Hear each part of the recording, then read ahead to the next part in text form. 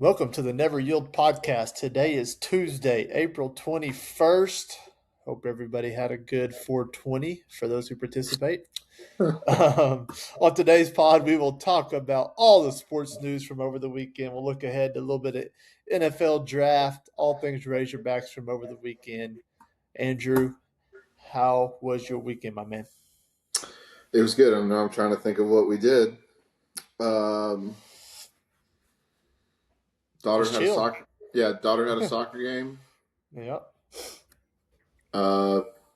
Went to church Sunday. That's about it. Nice. It's nice to have a nice, chill weekend Yeah, every once in a while. yeah. For sure. Mine was the opposite of that. Let's see. Friday we had pool play for my son's travel baseball team Friday night. Saturday we had opening day ceremony for my middle son baseball's team at Farmington. And Okay. I went to a crawfish boil. I still did not suck the head.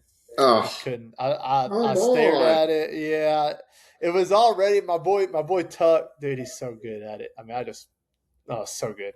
But he went a little on the spicy side this batch, and so it was already hot. And I was like, well, if you suck the head, that's supposed to be the hottest part. That's what I've heard. Well, I don't yeah. know, but I'm not a spicy guy. Not a jalapeno guy. Not a spicy guy. What are you, a So girl or something? To quote the great Zach Galifianakis. I'm just a normal guy, not a spicy guy. Okay. All But anyways, right. it was still really good, dude. We just pounded crawfish and Uh huh. uh, I mean I like the sausage. He does the sausage in there. He does some shrimp in Gotta be. there. Yeah. Yeah, the I love the corn, dude. I Yep. love corn, Mm-hmm. potatoes. Potatoes. Yep. Yeah, dude. It was all money. So he did Brussels sprouts and mushrooms. I'm not a big. I don't like mushrooms. I'm one of the like. It's really weird because like I eat everything in the world, and I know how important mushrooms are to culinary um, cuisine and how Mm-hmm. important they are in the scheme of things. Mm-hmm. And like if they're in a dish, I'll eat them, but I'm never like, hey, give me a side of mushrooms or. Uh, but I don't do mushrooms. And then everybody said the Brussels sprouts were really good, but they were supposedly the hot. They soaked up the most heat of everything, so I didn't do any Brussels Yeah. sprouts. But Oh, dude. but Dude. it I'm just is with you. what it I'm is. with you on mushrooms. I'm very big on. Obviously, I put a lot of things in my body, but funguses are not one of them. So Nice. I'm with you on the mushrooms. But I have recently become a huge Brussels sprout. I like Brussels. No, I like Brussels. Okay. Just not. When my buddy Rodney Self, he's a former coaching buddy of mine. He ate one, and he immediately almost went to his knees. He's like, "Holy!" Like he couldn't believe it, and so that immediately just is all I needed to know. Okay. Anyways, but yeah, great time. Got to see a bunch of old friends I used to work with, and then what I do after that? Oh, we went to Chili's with the fam. So I got crawfish and Chili's. Got to. Your old stomping grounds. Hey, what's your go to at the old? I'm so plain at Chili's. I'm a straight triple dipper guy every time. Nothing wrong with a little triple Yeah, dipper. I love the honey chipotle crispers. Like Okay. I could get three of those if I wanted to and be happy. 3 orders of those. Okay. But All I'm a right. honey chipotle crispers, a Southwest egg roll, and then I alternate the fried mozz and the burger bites. So Okay. yeah, I'll it's give I'll give I'll give the best Chili's combo advice right here. for those of you that don't know, Andrew owned Chili's for like his first 10 years out of high school. He was like an owner. So I just spent way too much of my life working with them, for them, all of the above. But no, expert. You want to play expert level yeah, at hit Chili's. me. You want to go burger bites dipped in honey chipotle sauce. Oh, is that a thing? Oh, They dude, wouldn't look at me like I'm crazy if I said that. Like that's a absolutely not, dude. secret menu. I will. It's. I'll tell you this. It's better on burgers than it is on chicken. Do they just dip the patty or they dip the whole burger bite, Well, the no, you just bun get and a everything? no, you just get a side of it. Just get some honey Oh, I got you. chipotle. Yeah. Take your Okay. burger Yeah, bite, you just dip it in dip there. it Okay. into Yeah. the honey chipotle sauce, Yeah. and it will forever change your life. That's actually a really good idea. I will actually uh, when I if I'm cooking like burgers for like a bunch of people or like the family or something, I'll run through Chili's and get like a huge side of honey chipotle sauce. I'll baste my burgers with honey chipotle while they're on the grill. Mm. You're welcome, world. There's a secret I don't share with a lot of people, but pair it with smoked cheddar and a thick cut bacon of your choice, preferably peppered, but to each their own. You're welcome, world. That's a secret I'm giving you. And the bun? What's the go-to bun? If I'm at home, I'm gonna do a nice brioche. Okay. All right. Um, All right. so Nice thick. yeah, thick. Something's gonna soak up the stuff, but also stay intact. Keep his form. Yeah. Yeah. Okay. All right. Yeah. Hey, those of you that tuned into the Never Yield Pod today, y'all just got a treat right there. Hey, that's something that will be at an Andrew Drake food truck in the future. That's right. Burgers with honey chipotle sauce. So yeah, yeah. So that was my Saturday. Then Sunday we had bracket play of travel baseball. So, and I'll just get into this hot seat right now. We'll just start off with this. Go for it. I've never been one to mince words, and I'm not going to mince them now. The level that adults will go to sell their souls and every ounce of moral character they have to win a 9U baseball game is one of the most disgusting things I've ever seen in my life. And this is coming from someone who coached varsity high school sports for 14 years. Okay. So I've seen a lot of my day. Mm-hmm. All right. So we're playing in the semifinals against a team. And we are up 10-9, I believe, maybe 10-8, something of the sort. Last inning. Okay. Gets down to the time limit, right? So there's a running time limit. It's an hour and 30-minute games, or 6, 7 innings, whatever happens first. Gets down the last 3 or 4 minutes of the last inning. We're up 2. We get our second out. So we go take a mound visit. Okay. Partly to maybe run a little bit more of the clock, but you can't run 3 or 4 minutes off on a mound visit. And secondly, just to make sure our pitcher, is aware of the situation, the batter coming up, what he did, the previous at bats and all that. When we're out, we win the game, right? Mm-hmm. Bottom of the inning. Get on the rubber. Gets in his windup. They have their batter step in the box and then go to the dugout to take an automatic out so the next inning has to start so they can get the top of their lineup coming up to bat the next inning. That's not baseball. Yeah. There's 2 outs in the game. We get 1 more out, we win the game. Mm-hmm. And then time's over. Regardless. They send their batter to the box. Then he leaves and goes to the dugout, and they say, we're taking an automatic out. So the next inning has to start. So they can get 3 more outs no matter what. How pathetic to take an at-bat away from a kid. You're not teaching any baseball. That's not teaching baseball to these kids. Right, yeah. That's teaching winning at all costs. Mm-hmm. Just saying, hey, Blue, we're just going to take it out. Next inning starts. Because once the inning starts, you have to play the whole inning. You got to play the top half. You got to play the top half, the bottom half. So they guaranteed themselves 3 more bats. And of course, they walked us off because they had to meet their lineup coming up. It was all very strategic. And that's fine. Like, if that's how they want to win, they're the ones that got to put their heads on the pillow and do that at night. But it's just absolutely pathetic that you would take it out so you could extend the game before the clock ran out to get to the meat of your lineup in the bottom half of the next inning.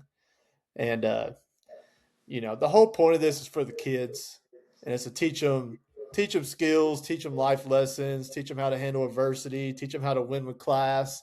You're teaching these kids how to be athletes. And that's we had just never seen anything like that. And it's just absolutely pathetic. So you can't do that. I mean, you can't do that in a Major League Baseball game. You can't do that Right. in a college because they're not timed, obviously. But we Yeah. had, we didn't have time limits in high school, but we had Hmm. run rules and stuff. Yeah. And but yeah, I mean, it's just pathetic that they would just say, "Hey, Blue, we're just going to take it out so we can start the next inning," and it's just unbelievable. So, anyways, yeah, that's a hot seat of mine. Um, Coaches, it's parents. Not even they're not coaches. That'd be giving them too much credit to call them coaches. Volunteer parents who don't know anything about athletics and sports and competitiveness to teach their kids to do something like that. So, um, anyways, I mean that's not something our team would do. If Yeah. we get to the last batter, we're not going to take it out just so we can get three more outs the next inning. We're going to play the game the right way because that's Yeah. how it's meant to be played. Yeah. So, anyways, yeah, there was a big conversation of contention and topic of how that played out. So, and travel ball already has a bad rap. You talk to the travel ball apparently is a cult, and Yeah. there's some truth to some of the stuff they say, but when stuff like that happens, that just makes everybody who thinks travel ball is so wrong, that just proves them right because crap Yeah. like they do crap like that. Yeah. So, anyways, you'll be there before too long, big dog. You'll be there before too long. Yeah. Yeah. It's just yeah. Let me know what I'm getting into Yeah, here in the yeah. next little bit. Spending a lot of money, all your weekends gone, and it really is like it's good for the kid. Like it's good for my son. It's a very high level of competitiveness. The practices are competitive. We have access to facilities that we would never have if we just played down the street at the whatever city league. So, Hmm. anyways, yeah, that's my rant. Um, Moving on before I keep going. Let's get into the latest in the Razorback transfer portal. Once again, no news. So I'm gonna officially put if it's with your discretion, I'm gonna put the Never Yield podcast panic meter up to a 7 out of 10. I'm good with that. With us not making any moves to get a top of the line, one of the elite bigs in the portal, not even on campus that we know of, much less committed or signed. Are you Yeah. are you are you good? Are you good with us putting that as a 7? Should we go a little higher, a little lower? I mean, 7's pretty high on the panic meter, if you ask Yeah. me. Seven's a good. Seven's a good That number. that means like, hey, you got the red panic button you see on all them memes and stuff, like sitting beside you, and your hand is on top of it, just ready to press Yeah. panic. Yeah. Yeah. Yeah. So if my screen here is the meter here, Yeah, you would be tilting red or yeah. whichever way it is on Whichever your way you phone, want to whichever way be. you're looking at. It's leaning towards the red section. That's So right. That's right. anyway, um, I no, mean, what are we yeah, doing? What are we doing, Cal? What are we doing? What are we waiting on, Big? I know you probably got something. Listen, he may have who knows going. He may pull yeah, the number 1 and 2 players in the portal here tomorrow. But I'll tell hmm you right now, as of right now, from the people that I read and the people that I listen to and the things that I hear, nobody knows nothing. Um, Mustafa Cham, the kid we talked about from Cincinnati last pod, went to St. John's, didn't commit. Oh, it's between Kansas and Arkansas. Who can get him there first? Whoever gets him on campus first locks up a visit. Well, guess where he magically went today for a visit? He's in Michigan, out of nowhere. hmm Good luck getting him out of Michigan without being committed to the right, guy who's just all he does is take all the biggest players in the country and goes and wins national championships with them. yeah, I mean, it's just. Anyways, yeah. Are you good with a 7? yeah. Seven works. Seven works. It's yeah. When you start seeing some names that are going to be starting rotation, that are going to be playmakers that are getting us past the Sweet 16. Yeah, So because that's what everybody says. Is right now we have with everybody says with the roster we have a second weekend team. Okay, so go get 2 elite bigs, a big and a 4 and a 5, and now you have mhm. a elite 8 Final Four team. I mean, it's that Correct. simple. Yeah. And this is the thing that worries me about Cal, man, and I love him. I'm so happy he's our coach, but he's so against this age of basketball, and I'm just concerned he's just being too stubborn Mm-hmm. and he just won't buy into it. He's not Dabo. He's had more success than Dabo's had, since all this happened, obviously. Um, but he's been so vocal about it, and I mean, you're gonna have to overpay now. Okay, you're gonna have to overpay. I don't know what Mustafa Cham's asking. Hopefully, he needs to be on a plane from Michigan to Arkansas, not Michigan back to Cincinnati. Like, it needs to be all right. Coming to campus, get on the plane. We got Tyson's plane sitting in Ann Arbor. Hop on it. Come on down here. Mm-hmm. Like, it's got to be as simple as that. Um, Winter's not near as brutal. Yeah, yeah, man. I mean, come on. It's beautiful down here right now. Yeah. I don't know what it's like even in April up there, but I'm sure it's nicer here than it is there. Um, but anyways, yeah, so that's an issue. But that's the thing is I'm not hearing doesn't mean it's not happening. I'm not hearing or seeing anything with any of these top guys with Arkansas even being connected, Yeah. scheduling visits in deep negotiations. There ain't none of it. Um, they may be keeping it under the vest, which Cal tends to do, but still, I mean, it's getting late in the game, brother. And Yeah. if you look at the top 100 portals guys available, I don't have it pulled up right now. Of the top 100, I think 80 of them are taken. So you're down Mm-hmm. to like less than a fifth of them. Mm-hmm. And of the 20 left, you're talking 10 bigs. Yeah. And of the 10 bigs, you're talking 4 or 5 elite ones, if that Mm-hmm. left. Yeah. And of the 4 or 5 elite ones, they know that they are in control of the market right now because there's not many Mm-hmm. of them left, and they know what they're worth, and their asking price is only getting higher. Yeah. And so you better figure it out. To not really help matters, we did have a recruit on campus this weekend, but it was a junior out of high school. It was not a transfer portal guy. It was 5-star center Obina Ikezi, I think is how you say it. He's the number 2 player in the class of 2027 in the country, the number 1 big, the number 2 overall player. And what they're trying to do is they're trying to get him on campus because he's talked about maybe being interested in reclassifying to this class. So Mm-hmm. they were trying to get him on campus this weekend, not only get a commitment, but get him to reclassify to where he would play college next year. Mm-hmm. Um, that didn't happen. I mean, not on the spot. There was no, hey, I'm going to commit. I'm going to reclassify. Let's run it. Let's do it. Mm-hmm. Not saying it's not going to happen, but it didn't happen this weekend. Yeah. And the fact that you bring a high school player in the middle of portal season, Mm-hmm. what does that tell you?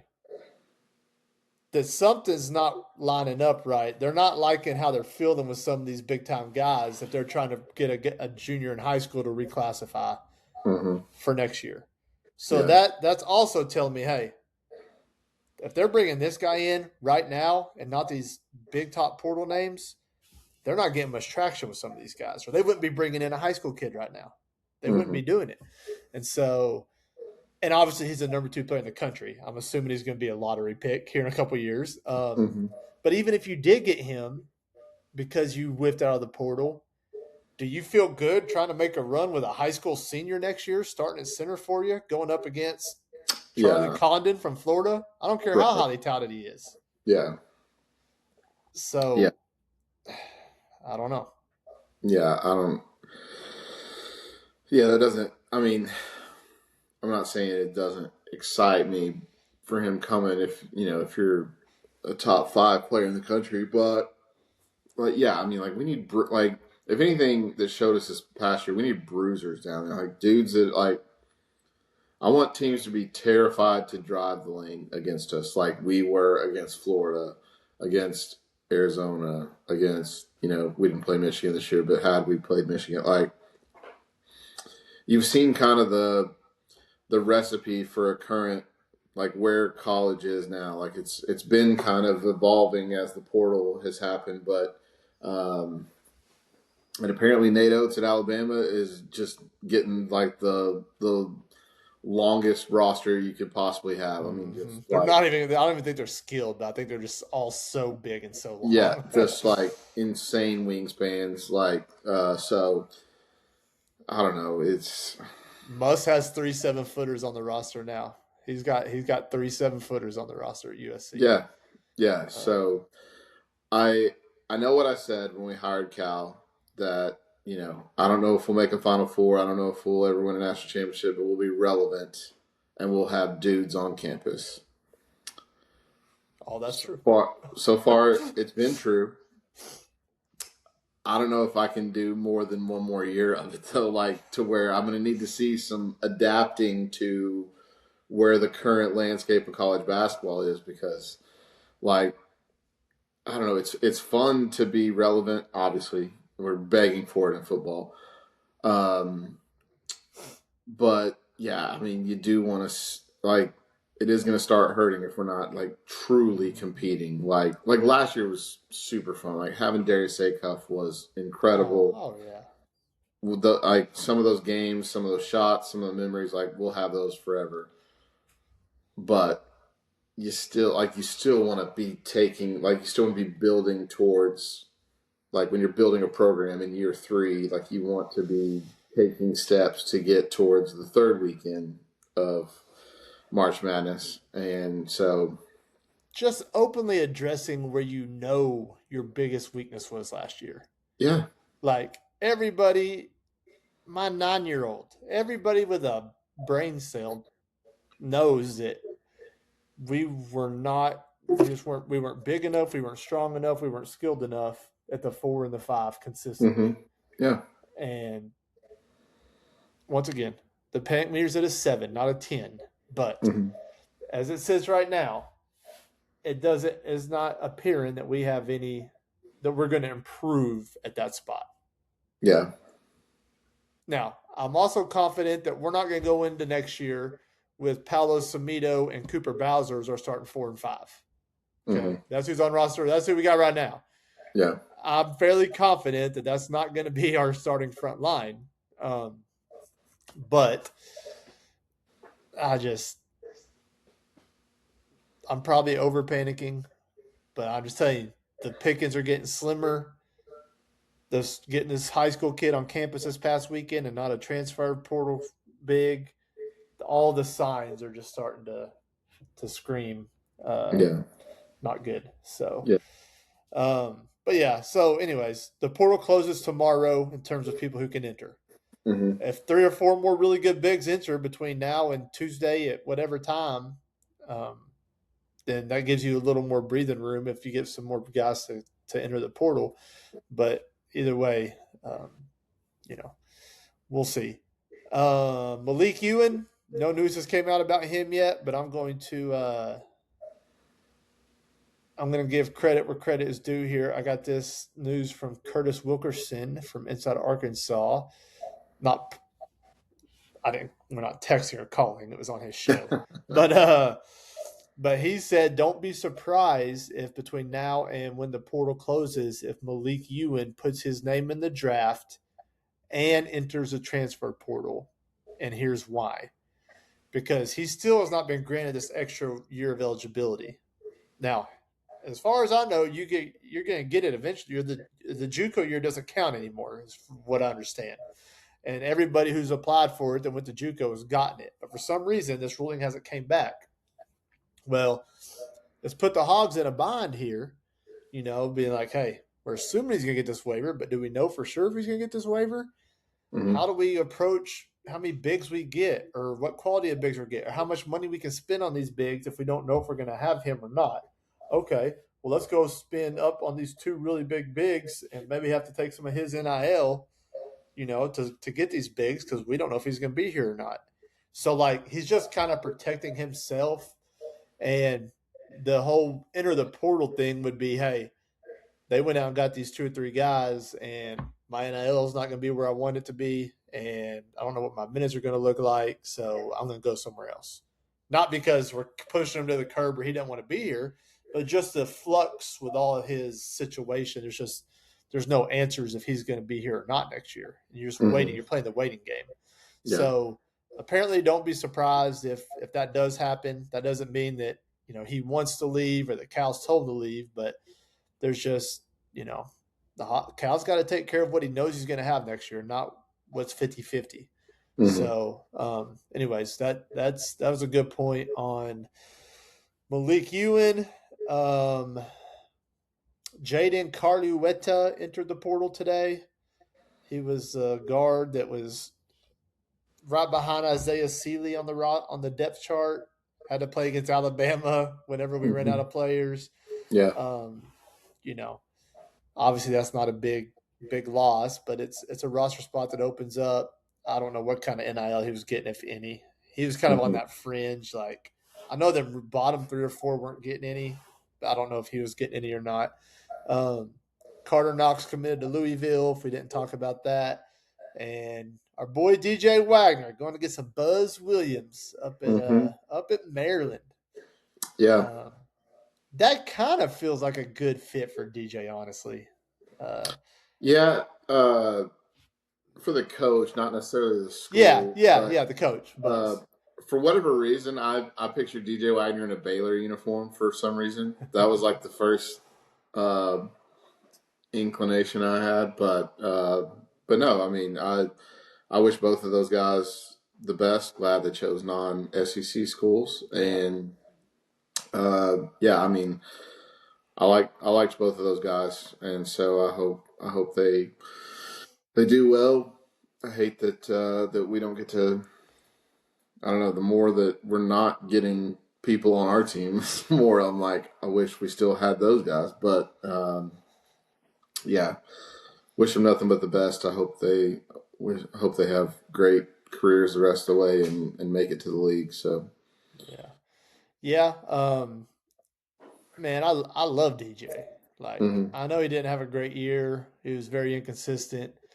But he just being a coach for 14 years, like he's a guy that you could use as an example of someone who started both years, his freshman and sophomore year, started a few games of his junior year, then got asked to come off the bench, and you never saw him pouting. He was always cheering on his teammates. He always Mm-hmm. came in with a chip on his shoulder, played with great energy, great heart.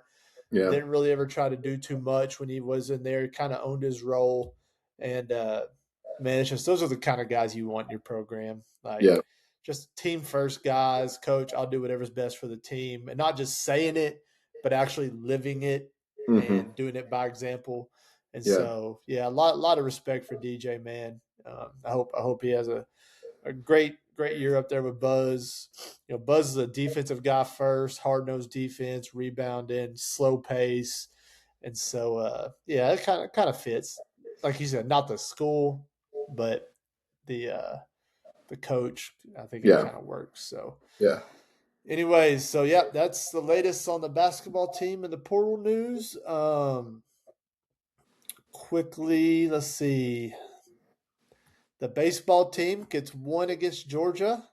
When we were filming our last pod, they won that game as we were filming.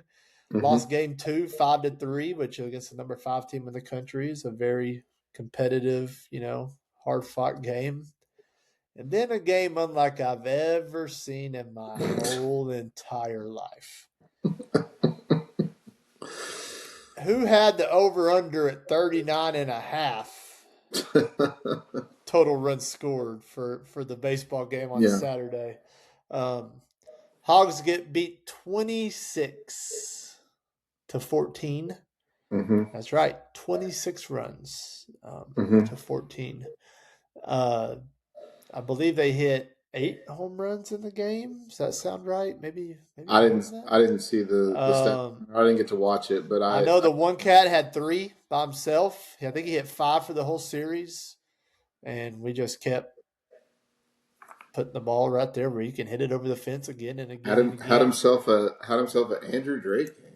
You're Three right. home runs in Yeah. one game. Um, Was that Mount Ida? it was Mount Ida. Mount Ida, Arkansas. Andrew Yeah, Drake. Yeah. yeah, that was. It's not the biggest field in the world, but Yeah. I also hit one that day. you Who did. was I it? remember. You hit 3, right? Mm-hmm. I Yeah. hit I hit one. I think Kevin Borland might have I was hit about to say, one. I think Kevin Borland hit one. I'm sure Bill Messino hit one. Yeah. I don't remember, but Yeah. Yeah. And yeah, we I went 3 for 4. My first at bat, the guy caught it on the fence at the warning track, like back to the fence. And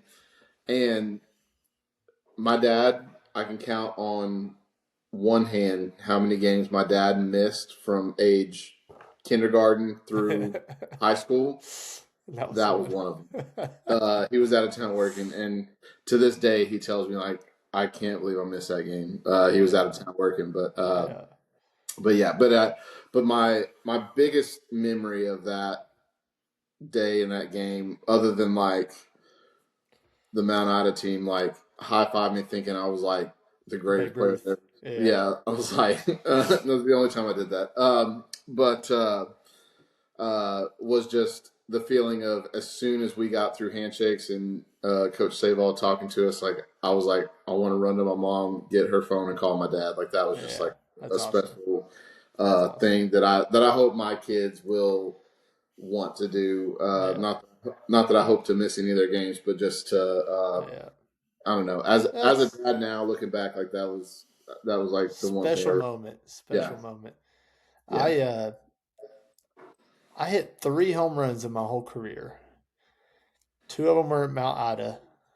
That's telling you all you need to know is about all these home runs we hit at Mount Well, Ida. we did two in the same game twice. Yeah, Our very last game, you and I both homered in that game. yeah. My last at bat of my high school career against Arkansas Baptist at Poen. Mm-hmm. My last time to ever hit a baseball competitively was a home run. All So right. unfortunately, it was in the first round of the regional tournament. Um, we were already beat. It was in the last inning. Obviously, we were down like Mm-hmm. 8-3, or I don't remember what it was. It wasn't a blowout, but it wasn't close. Yeah, yeah, I hit a solo shot, and not one person was happy for me because we knew our season was over. Like yeah, it was like yeah, 2 outs, and I got to the dugout, and everybody's like, "Yeah, good job, bud." So, anyways, yeah, that was my only three. yeah. But yeah, our home run charades don't hold a nothing compared to what Georgia did No, yeah. to I got the notification. I didn't watch the game, but I got the notification of the score, and I was like, "Holy crap!" And so I knew we spent a lot of time outside on Sunday, and I knew it was windy at our house, and so I Saturday. was, It or was sorry, yeah, yeah, Saturday, game 3, yeah, very windy. Yeah, they start and on Thursday, Friday, Saturday. yeah, yeah, and so I was like, it must have been blowing, like straight out It to the out, was. It was. and it's because I was like, to have that many runs, it's just gotta be flying out of the Yeah. ballpark. Well, they're already the number one home run hitting team in the Right. country, and then you had the wind blowing straight out all game, and it was just a recipe for disaster. Going into the last inning, it was 15-11. Like, and they scored 11 runs in the ninth inning. 11 Mm-hmm. in one inning. College baseball. Mm-hmm. Uh, so, I mean, there's really not much you can say about it. As Dave Van Horn said in his press conference, I don't have words for what I saw today. Mm-hmm. Um, so as soon as you think this team's getting, it's just one. It's one really bad game. The second game was a 5-3 loss, so I'm not going to panic over Yeah. that. But it's just a bad look. It's embarrassing. It's not something you want to see with 4 series left in the year. Um, Yeah. you know, but uh, yeah. So hopefully they bounce back. Um, we'll talk about their series for the weekend coming up on Friday. Their schedule does lighten up a little bit. They Mm-hmm. went through a really tough schedule the last 4 weekends, so maybe they can turn it around and finish strong. I think hosting a regional's probably out of the picture unless they just get stupid hot here at the end. But Yeah. hey, what was it? 22. We went to Stillwater, Yep. beat Oklahoma State. Rock Reggio. I'll never forget Rock Reggio for Oklahoma State. They went to Chapel Hill, won the Supers, went to Omaha. So Yeah. can definitely happen. NFL draft. Over or under, Andrew? Let's see. Here are the Razorbacks that are draft eligible and in the draft: Mike Washington, Julian Neal, Taylon Green, Cam Ball, Fernando Carmona, Xavier Sori, and Steven Dix Jr. That is 7 Razorbacks in the draft. Do you have over or under 5.5 players drafted? Over. Okay, so you think we get 6 or all I, 7 even? I think of that list, I would predict Dix is the only one that doesn't get drafted. Okay. Um, Sorey may have a chance, but he's got too much upside to not get. I mean, you've seen plenty of players not get drafted before, but yeah, I'll say we get 6.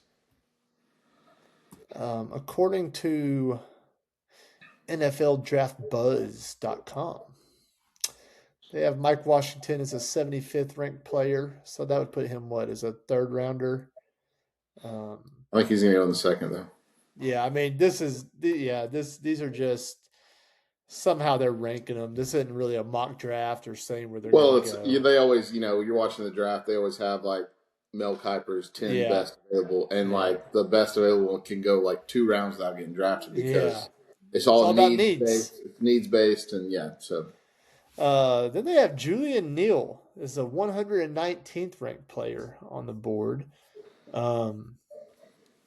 Boy, I gave Julian Neal a lot of crap this year, and now he's a 119th ranked player. Yeah.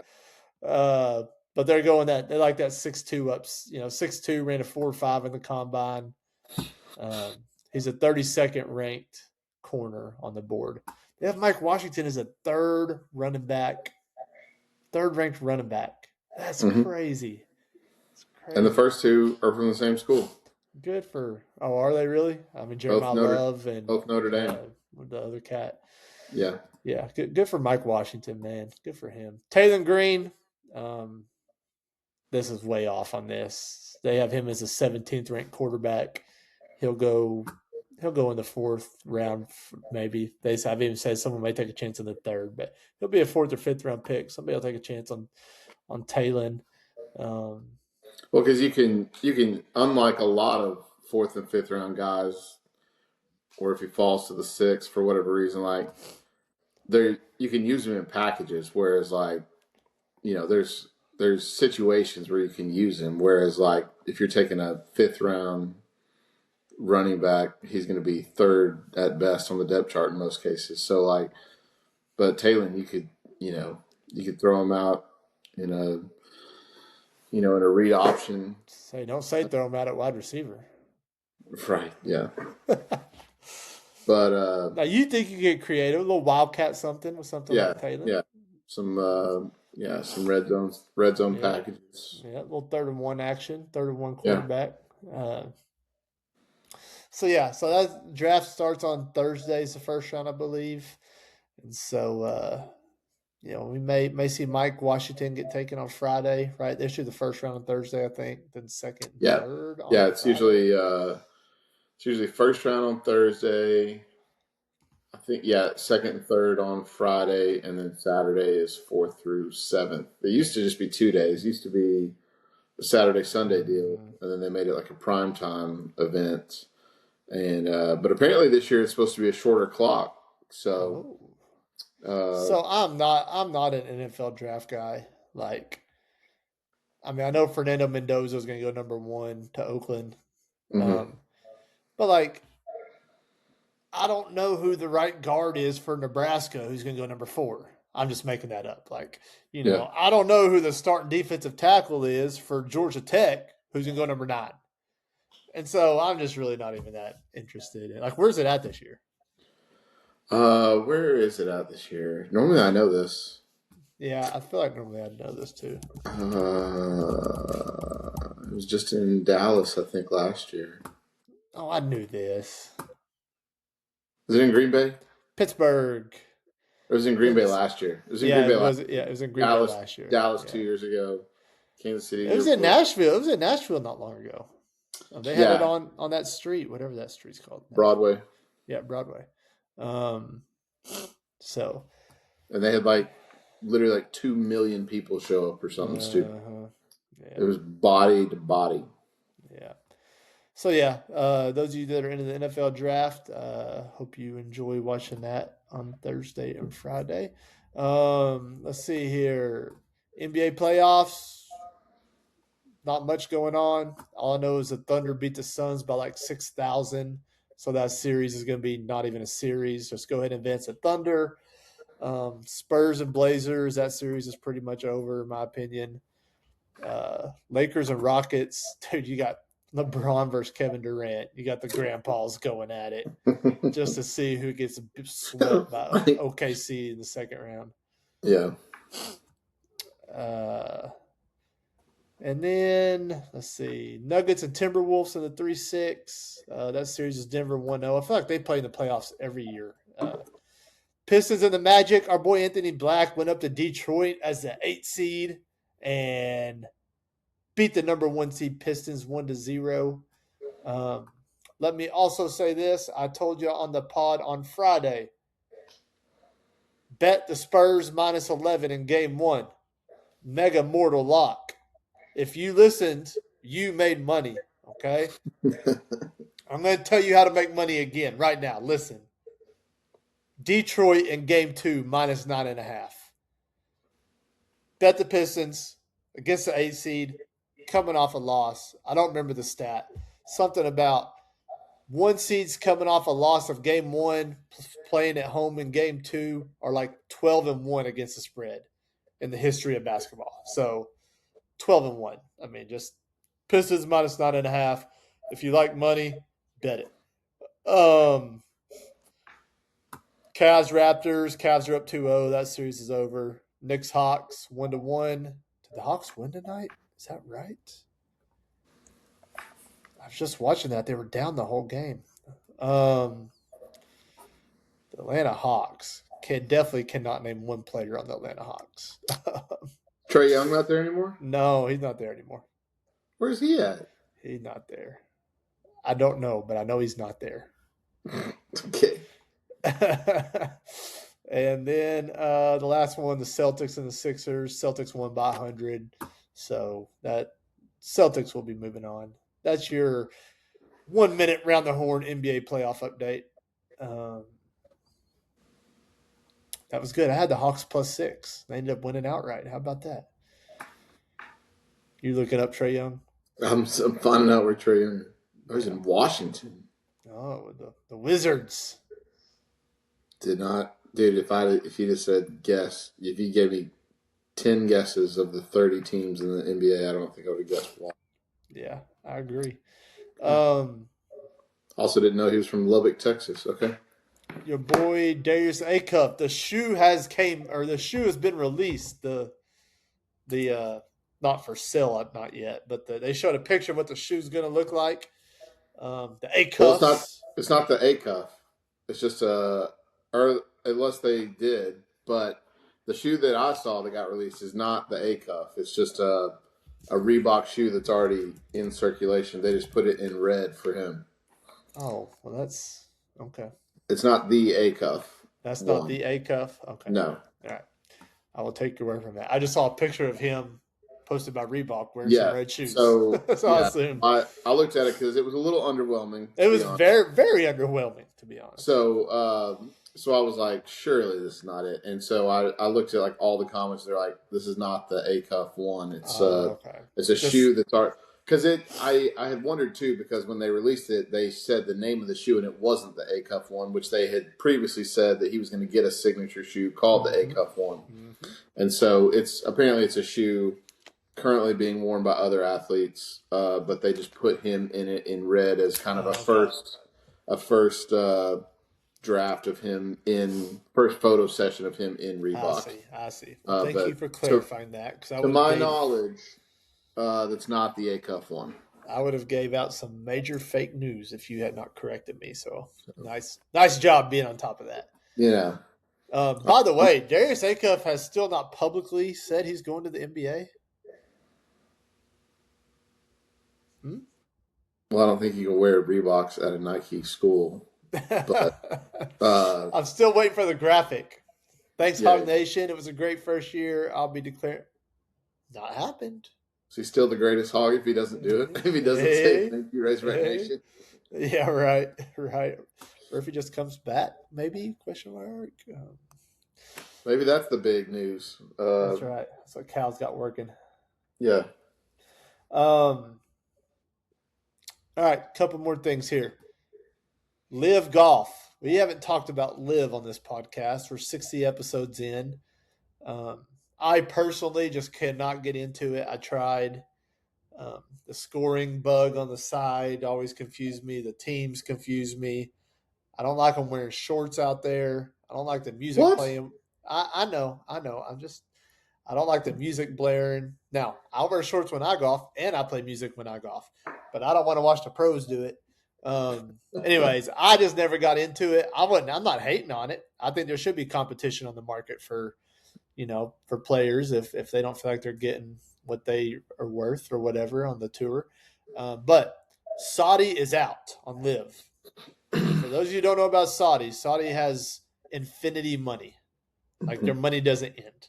And they're the big money guys behind all this. I'm assuming with Saudi being out that live is going to be dead very quick. Mm-hmm. I don't know. You're already starting to see some players that went to live or want to come back to the tour and are working their way back into the tour's good graces. I don't know. Are you a live guy? Do you know much about it? Um, Uh, so I haven't like watched a ton of tournament. I've watched a couple. I haven't. Yeah, I'm not like hooked on it. Obviously, I've stayed pretty loyal to the PGA. I do have a couple live hats. I got a Crusher's hat and a Range Goats hat okay. that were both gifted to me. So, but yeah, I mean, I have some favorite players that are in live, but yeah, I mean, as far as like the format and all that stuff, I'm a traditionalist as far as Same. PGA Tour and It wasn't a huge deal to me because all those guys got to play in the majors. And so like yeah, when it became nut cutting time and I wanted to see the best in the world, whether it was DeChambeau, Brooks Koepka, John Rahm playing against Scotty Scheffler and whoever else is on tour, Rory and yeah, all them, like I got to see it in the best hmm tournaments. yeah, So it really wasn't even that big of a deal to me since I yeah. still got to all I will play. say it just doesn't feel the same though. Even though they're there, it does feel different than like when DJ and when John Oh Rahm yeah, and Cam Smith and like all those guys were on the PGA Tour. yeah. It does feel different in majors with them being at live and coming back. Like I don't know. So I the whole thing was messy when it happened and when it players actually started leaving and the first big names actually started going and all that stuff. Mm-hmm. But I don't know. I think for golf going forward, I don't know if you penalize them in any kind of way or if I don't know. But we need those guys back on the tour to Agreed. make for the good of golf. Whether you agree with them leaving or not. Um, there's for everything great about the PJ Tour and golf and everything. There's also like some ridiculous rules and pastimes and stuff like that could be fixed or modernized or whatever. And so, um, I'm not saying let's turn every PJ Tour event into like Happy Gilmore or something like that, but just let's make I don't know, let's find some kind of peace treaty to get the best guys back on tour, um, and to make it fun and the best product that it can be for everybody. Because yeah, right now when you don't have you still don't have like all the best players at the players, or you still don't have all the best players at the Texas Open or TPC, or Waste Management even. Mm-hmm. So yeah, I mean, I want to see those guys come back. I don't know what that looks like, you know, peacefully or professionally, but the PJ Tour is better when you have all the best players in it, and 100%. so 100%. I don't know. I don't know what it looks like. Somebody smarter than me will figure it out. But yeah, I want to see those guys back, and would be interested to see who they're who they're sponsored by, because I'm a nerd for jerseys and logos and merch and all that kind of stuff. So um, yeah, I'd love to see who when Bryson comes back, which he is already sponsored by Reebok. He's a Reebok guy, Mm-hmm. so but just to see what their what their attire looks like without, a Crusher logo or a Range Goat logo or a Aces logo on it or whatever. Speaking of Bryson, did you see the video of him playing the golf course in Texarkana? No. Yeah, so that he went and prepped there before the Masters because it's supposedly like a mini Augusta, like the track and just a little bit of the way it's laid out, and Okay. like that's where John Daly used to go prep before he'd go there. And I don't remember if it was Hogan or Sneed or one of them guys is the one who like figured out and like made it known that hey, this place is to prep for Augusta. This is not a bad little course to come play. I've Um, literally never heard of this. yeah, and Bryson played 18 holes there on his YouTube channel. You need to go watch it. Now it was really cold, so it makes me think it may have been in like February or something. I don't know when he Mm. did it, but he's trying to go for the course record. That's the whole point. And he gets on some holes and he's like, yeah, this is like number whatever at Augusta, kind of semblance. Hmm. Um, Obviously, I'm looking at it and I'm like, this isn't nothing near. But they're just talking about like the layout, a little bit of the holes. It's more layout than the Yeah, the pristine yeah, for sure. It's just the layout. conditions. Yeah. But yeah, anyways, he tried to break the course record, which was 61. He played terrible. He shot like 68, like 4 under. It was kind of Gosh, funny that's to that's awful. well, yeah, for him it is. But on a little public Texarkana course, but Yeah. he was really frustrated with the way he played. But yeah, you need to watch it. It makes me want to get down to Texarkana and just see I'm down. what it's like. But last thing, then we'll get out of here. I hate to bring this guy back up, but good old boy Colbert.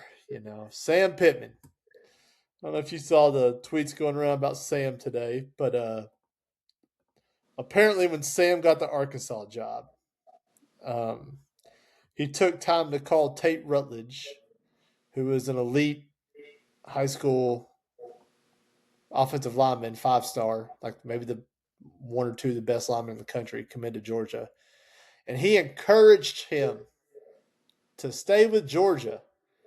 Don't follow me. Tate was considering following Sam to Arkansas, and he encouraged the kid to honor his commitment to Georgia. And if that doesn't just sum up kind of Sam and who he is, and um, it's really frustrating to hear that as a Razorback fan. But at the same time, I'm not surprised. That seems like the way Sam would kind of operate, especially before he got in the head coaching role and kind of probably got a little dirty and dog eat dog if he did at all ever. But yeah, that's been circulating around the internet today. Okay. So just one more chance to throw Sam Pittman under the bus. Okay. Well, sounds like the guy that showed up shoeless and shirtless at Hot Springs on a game week. Uh, so Yeah, I mean, it's just, dude, I feel like every coach in the country who built a relationship with a guy and then left to go be a head coach, like, hey, come with me. exactly, I that's mean, how it works. who wouldn't do that? And Exactly. so, anyways, yeah. So Sam's getting a little grief on the Twitterverse for that story that came out today. Um, Anyways, I hate to bring him back up, and I don't hate Sam, but it just kind of makes sense, honestly, if you think about it. Like Yeah. it just kind of makes sense. So, Yeah. anyways, that is about all we got. Hopefully, we get some portal pop in news before Friday's pod. Panic meter, our official panic meter is at a 7 out of 10 on the Never Yield pod. Anyways, so hopefully we get some good news before Friday. Andrew, any final words, final thoughts, and take us home, brother? I got nothing right now. So just stay classy, never yield, and whatever we're playing this week, go Hogs. Woo pig, go Hogs.